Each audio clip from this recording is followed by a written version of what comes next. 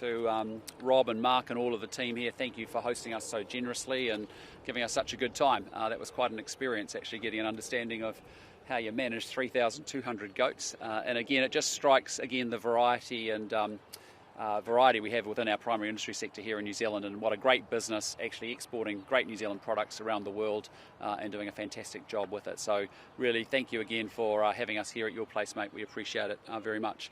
Look, I just also want to acknowledge before I begin, just there's been a big earthquake in the South Island, and having spoken to my own parents and others in the region, obviously it was quite a shock and a big jolt. It looks like there's been no one seriously hurt or injured at this point in time, but obviously just want to acknowledge people that were experiencing that. And the other thing I want to talk about is obviously the shocking and appalling scenes that we've seen overnight coming from the Coromandel, where we've seen yet again crime is out of control, and we have seen in the middle of a day, what are abhorrent and violent scenes, really. And over the last 48 hours, we've seen quite a lot of violent crime across this country.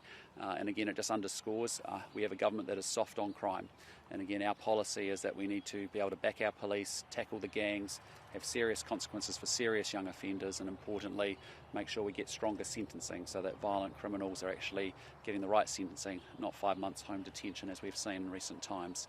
With that, happy to take any questions you may have. Was it harder trying to milk those goats or debate Chris Hipkins last night? I actually really enjoyed last night. I didn't quite know what to expect. The time went through really fast, as I said last night, and I really enjoyed it. I enjoyed being able to sort of have a platform to be able to say, look, I think there is a strong difference between the two of us and our parties, that actually, we want strong economic management so we can take this country forward, and that's what I think this election's all about. Do you feel reinvigorated on the campaign trail? I'm always pretty invigorated. I bounce out of bed, as you know, early and ready to go each day. So, no, I mean, I've loved campaigning. I just love any chance to get out and meet with New Zealanders doing a range of activities, as you've seen today and every day. So it's every day is different on the campaign, but it's great fun because you see amazing. I mean, you come away really inspired actually going through a campaign process like this, because you realise we have the most fantastic people in the world. I mean, incredibly innovative, determined, competitive, creative.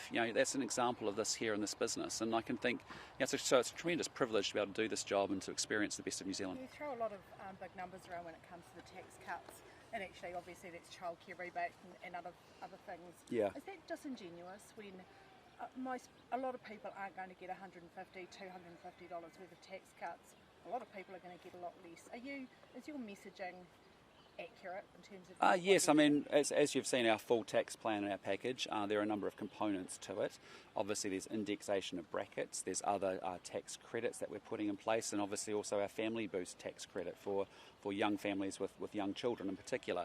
And so depending upon your circumstances, and that's why I encourage everybody to jump on and use the National Party tax calculator and work it out what it actually means for you personally.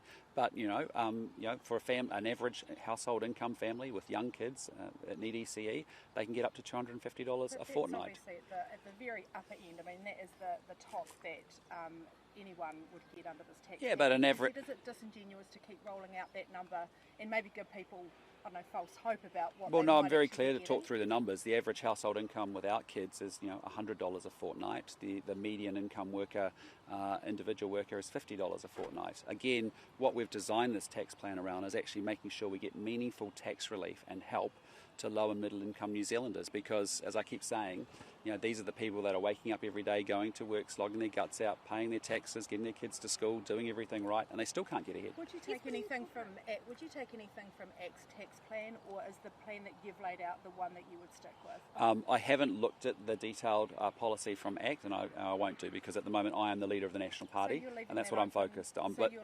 So you don't know any elements of the ACT tax plan? I haven't looked at it closely. So you don't know about the threshold? Well, I haven't looked at it closely. What I focus on is our own tax plan, and most importantly how I deliver tax relief to low and middle income New Zealanders, the squeezed middle, who actually deserve a break, because that's the unfairness that's going on in this country at the moment. But are you leaving that option open to maybe incorporate some of the ACT's tax policy potentially? No, I like our tax plan. I really like our tax plan. The fact that we have it fully funded, that it's separate from the fiscal plan, the fact that we can actually deliver that And money they say you to like low it, and middle income but are people. you- That's are you what I'm saying focused here's on. The plan that, if you're That's the plan. because it's a big, obviously big part of your Yep, election we are campaign. determined to get that tax relief to low and middle income New Zealanders. So are you saying that tax is a carve-out area when it comes to post-election I'm not getting into negotiations? post-election negotiations. That's Well, not something we're well, going to we do via just- the we media just- on this side of the election. we What just I'm said focused on right now as leader of the National Party is making my case to the New Zealand people that if you want a guaranteed change of government, if you want to change the direction of this company, I'm just saying I don't want you supporting any other party. You've I given want that you message, supporting but the message Party in Vote the National. past have ruled out specific moves that they would take with specific carve-outs which are no-go areas. Yeah, in and we are not post-election going to negotiations.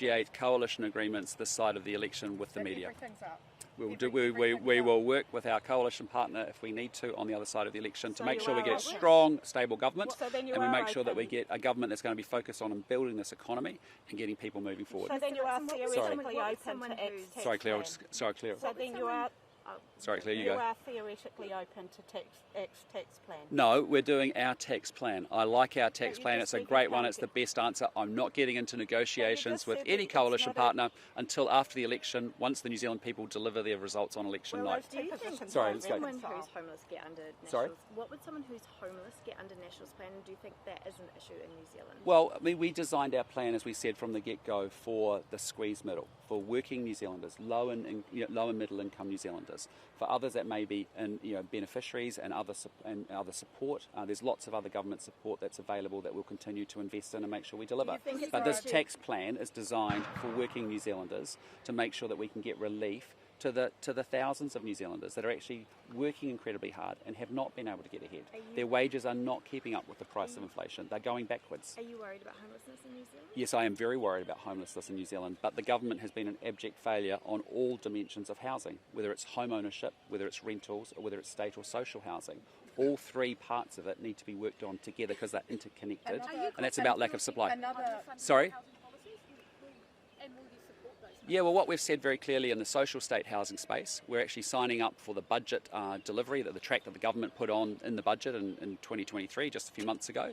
But importantly, because we want to build more houses for home ownership and we want to actually expand the number of houses available for rentals, because actually the problem in the New Zealand housing market is a lack of supply in all of those three components. So that's why there'll be more houses. So will you continue building the same number of home and order houses that Labor have been and are planning to do? Because that house building program is really ramped up. Yep, we will commit to that track. The mix between yes, well, it's in the budget, and we start from there. So what we're saying is we're committing to that same track. The mix by which we do it is we do want to activate community housing providers a lot more than what this government has been doing, and that means providing them with capital because we think that they're incredibly nimble at times. We also think they give very good pastoral care and wraparound support. You've described another act policy, looking at the treaty and potentially like redefining or rewriting the principles.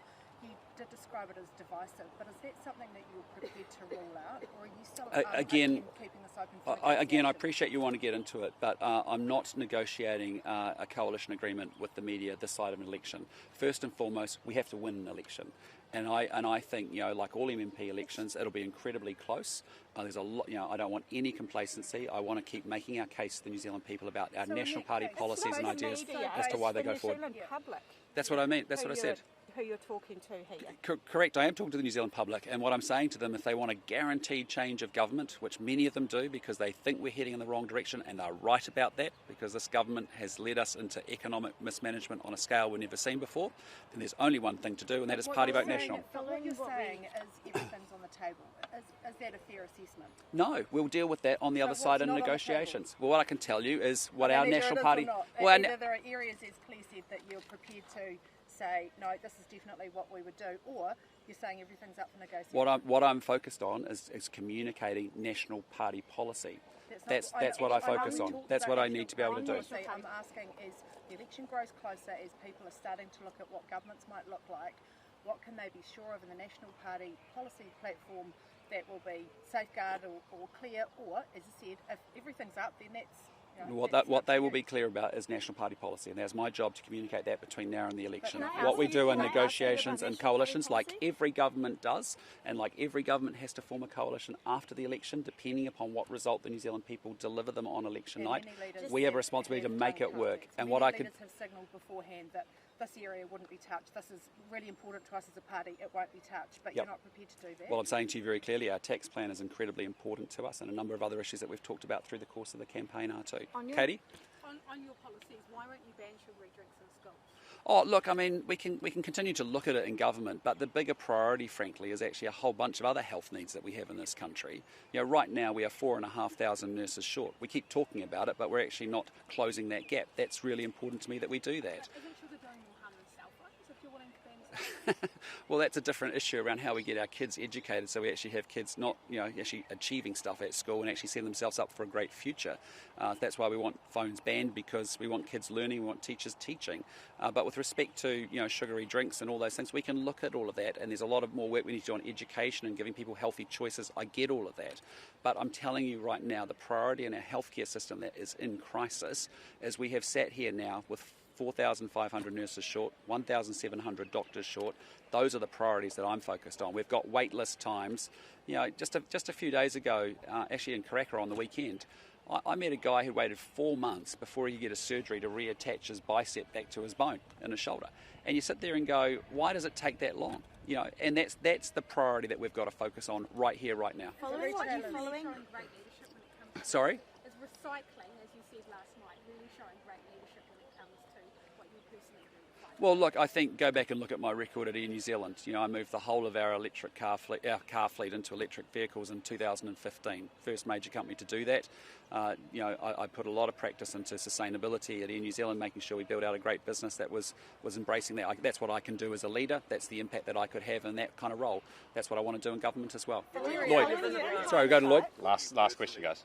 What are you personally doing to address climate change? You were asked this last night. I'll give you another crack at it. Yeah, well, look, as I said to you, we've been, as a family, we've embraced recycling like many New Zealand families have over the last decade. We take it really seriously. We, as you know, my wife Lloyd has an EV, so she's doing her part on the EV. I've got the scooter that Claire refuses to ride on. But apart from that, those are the things that we're doing. And I'm thinking deeply about how we move this country forward to deal with the issues around climate change. Association have stopped meeting with Ginny Anderson. They say they're not getting the progress that they need. I mean, is this an indictment on a government in the middle of a law and order crisis? Well, it is. I mean, we've got a government that's been soft on crime. It's had one target only to reduce the prison population by 30%. Yesterday, a couple of days out from election, Chris Hipkins says, no, that's no longer the target. It's just symptomatic of actually a government that actually hasn't listened and actually partnered well with sectors, whether they're community sectors or business sectors, frankly. But let's be clear, everyone in New Zealand knows that they are not feeling safe in their own homes, their own businesses, their communities. That's a primary responsibility of government to improve that. And we do not have to accept that this is how it is. We do not have to accept that today we see those events in Coromandel on our TV. We do not have to accept that we saw it yesterday with respect to a knife, someone getting murdered at a bus stand in Albany. We start to get desensitised to that and start to say that's just how it is in New Zealand. Well, I don't accept that. That is utterly unacceptable. We do collectively as a country choose to do something different. And so you just can't let that slide that every 6 months it gets more frequent, more violent, more gratuitous, and we say we're good with that. Well, we're not good with that. We need to do something different. We've got to get on the road, sorry, we need to go. Can I quickly get you on your water plan? How long do you think that it will take to get in place, and who will pay for it? Well, what we're going to do is repeal the Three Waters legislation that the government rushed through in urgency before Parliament broke. We're going to make sure that we return those assets to local control and influence. We're going to make sure that we use Taumata Arawai to set some really clear standards, as the government has done. We support that part of it, a water regulator on freshwater drinking standards. That will be about 3 years? No, but on the other, well, it's already set up and running now, and so we can actually make sure that we set and enforce the water standards. In about a year. But on the other side, that we need to be able to do is working with councils, and we've already spoken to a number of mayors and a number of councils about this already, is that we want them to come to our local government minister and make sure they've got long-term investment in those water assets consistently over the long run. And in many cases what that means is being able to offer them long-term debt funding so that every year they can consistently make sure that those water infrastructure assets are well managed and up to speed, rather than actually what's been happening is they break and then all of a sudden there's a scramble for cash and then something's fixed in a rather reactive way. We want a lot more strategic long-term asset management, and part of that is linking long-run assets up to long-run debt. And will the We've got to biggest get on the road, change be Chris. taking out that co-governance part? Is that the bulk The of biggest change? change is returning the assets to local control and influence. They are being paid for by ratepayers over 30 to 50 years. They are in the best position to make sure that those assets are working for their community. We put the 2 guardrails in place around water quality and also about infrastructure investment, and we give them access to long-term sustainable financing so they can actually make sure those assets stay in tip-top shape. Cool. Sorry, We've got to mate. go, Chris. Oh, better go, Lloyd. Push back your agricultural emissions scheme, and you're rating the climate fund, and you're the friend of farmers, and you've made your personal pledge to address climate change. Yeah, we are. Do all of those things add up? Yes, they do. Yeah, we're deeply committed to the goals, and as I said last night, we have a different approach to how to do that. We don't believe giving $140 million to a company making $2.1 billion worth of profit is the right way to go forward. But what we do believe is let's go practically through it and have a proper plan to actually march our emissions down. How do we do that? On one half of our emissions profile, we need to double the amount of renewable electricity, as I've said before. A lot of that's about speeding up consenting and doing what governments can uniquely do. We need to be able to do what we did on ultra-fast broadband, and we're going to take the same approach that we used there to actually build out an EV charging network across the nation. And then on the agricultural side, where there are no easy answers, we actually have to work our way through that consistently. First and foremost, you need to be able to give farmers the tools and technology so they can manage their emissions profile down. Secondly, you need to give them credit for all the good stuff they're doing. And then thirdly, yes, you introduce a sensible agricultural pricings program before 2030. But otherwise, all you're doing is you're actually sending all of that production offshore to less emission farms and less emission countries, and in the process you make every single Kiwi poorer at a time when we can't do that. So you just got to be pragmatic and practical about how you work your way through those issues and deliver those outcomes. Meeting Paris climate targets wasn't costed in pre-FU, so how much have you costed for meeting those targets, which is about $500 million a year? Yeah, look, we've got an ETS scheme that has not been functioning well because the government has intervened 3 times, gone to court on it, and actually not made it a sustainable, proper functioning ETS scheme. The idea is that our emissions are capped, prices in the ETS scheme goes up over time, and polluters pay. That does a lot of the heavy lifting, and if you keep mucking around with the settings as the government has done, the scheme loses credibility and it loses certainty, and that's what's actually happened. So we want the ETS scheme to do a lot of the heavy lifting, and then the question is, what can governments uniquely do that other players in the economy can't do? And what we can do is create network effects, we can build our infrastructure, we can change consenting, and those things are enablers then to accelerate our emissions curves down. So it is about how you get faster renewable energy and electricity into New Zealand, because it shouldn't take 8 years to consent it and 2 years to build it. It should take 1 year to consent it, 2 years to build it, and we get the benefit much quicker as a result of that. And we should be able to have a sensible way through agricultural emissions. We've got to go, Chris. We've got to go. Sorry, mate, last question for Lloyd. Closing the medicine gap between New Zealand and Australia. Well, yes, I've started that process by spending $280 million that we're actually going to go after 13 cancer treatments that the Australians have that we don't have. Why are we doing that? Because New Zealanders have a 15% higher mortality rate than their Australian counterparts. That's not right, that's not fair. We've got to start to close the cancer gap with Australia. It's a good place to start. Let's get those 13 cancer treatments that our own National Cancer Control Agency suggests would be very helpful and beneficial for New Zealanders. Let's get them here and let's get that going. Thank